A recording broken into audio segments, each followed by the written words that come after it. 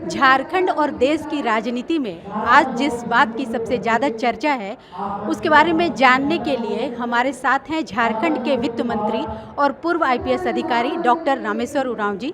हम उनसे बात करते हैं और उन सवालों के जवाब तलाशने की कोशिश करते हैं। सर नमस्कार। नमस्कार नमस्कार रजनीश जी। सर मैं ये जानना चाहती हूँ कि क्या झारखंड में नेतृत्व परिवर्तन की सुगबुगाहट है? कल्पना सोरेन विधानसभा चुनाव जीत चुकी हैं। ऐसा नहीं है। देखिए, इतना समय कम है, अब सरकार का लगभग 5 महीने बचे हुए लगभग, और एक कार्यकाल तो और उसमें कम होगा।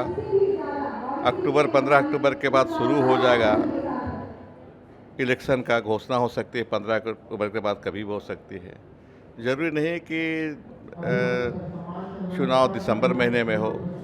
चर्चा लोग कर रहे हैं कि हो सकता है नवंबर महीने में हो जाए।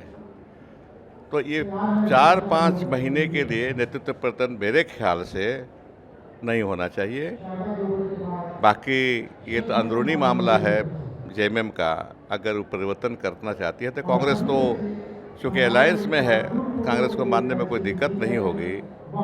लेकिन अब उसमें क्या समस्या होगी नहीं होगी मैं नहीं बता सकता, लेकिन कुल मिला जुला कर ये कहूँगा मैं कि नेतृत्व परिवर्तन नहीं होना चाहिए इस समय, इतना कम समय के लिए। सर जैसा कि आप कह रहे हैं कि चुनाव जल्दी होना है, तो किसके नेतृत्व में आपको लगता है कि आगामी विधानसभा चुनाव लड़ा जाएगा? नहीं, देखिए, हम तो कहेंगे व्यक्ति का नाम नहीं लेंगे।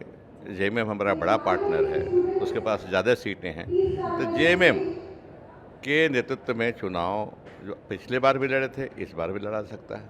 व्यक्ति नहीं, लीडर नहीं, वो पार्टी के नेतृत्व में, जेएमएम पार्टी के नेतृत्व में हम चुनाव लड़ेंगे। एक सवाल ये जानना चाह रहे हैं सर कि आलमगीर आलम जी के रिजाइनेशन के बाद कौन से नेता का नाम कांग्रेस कोटे से आगे आ रहा है?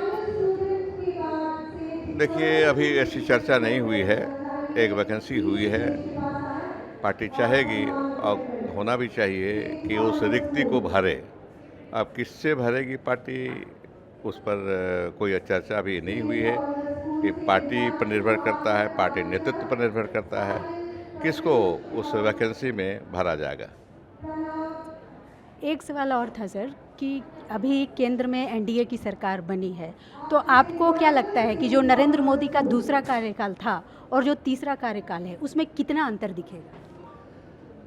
नहीं, ये तो साफ है, सभी लोग कह रहे हैं कि नरेंद्र मोदी जो पिछले साल 330 सीट ला करके भाजपा के प्रधानमंत्री बने थे, स्थिति नहीं है। अभी तो सिंगल पार्टी को मेजोरिटी नहीं मिली है, वो 240 में ही लटक गए हैं। तो लोग कह रहे हैं कि अब अंकुश लगेगा इस सरकार में, है कि अलायंस की सरकार है, ये किसी एक पार्टी की सरकार नहीं है, तो अंकुश लगेगा।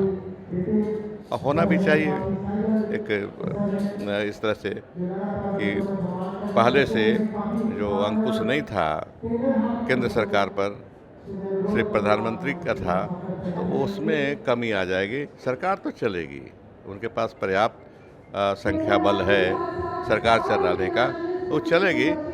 लेकिन मैं समझता हूँ इसमें एक नियंत्रण रहेगा, है ना।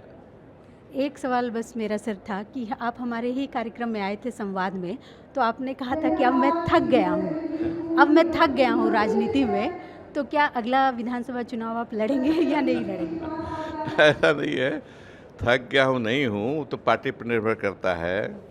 पार्टी कहेगी तो चुनाव लड़ूंगा, पार्टी नहीं कहेगी तो बैठाऊंगा। ताकि और भी काम है मेरे पास, सिर्फ राजनीति ही काम नहीं है, और भी है, और भी काम कर सकता हूँ मैं। लेकिन निर्भर करता है पार्टी पर, क्या करती है पार्टी। थका नहीं हूँ, अभी फ्रेश ही हूँ मैं, थका नहीं हूँ। ठीक है सर, आपने इतना समय दिया इसके लिए आपका बहुत धन्यवाद। प्रभातखबर.com, विश्वास वही, रफ्तार नहीं।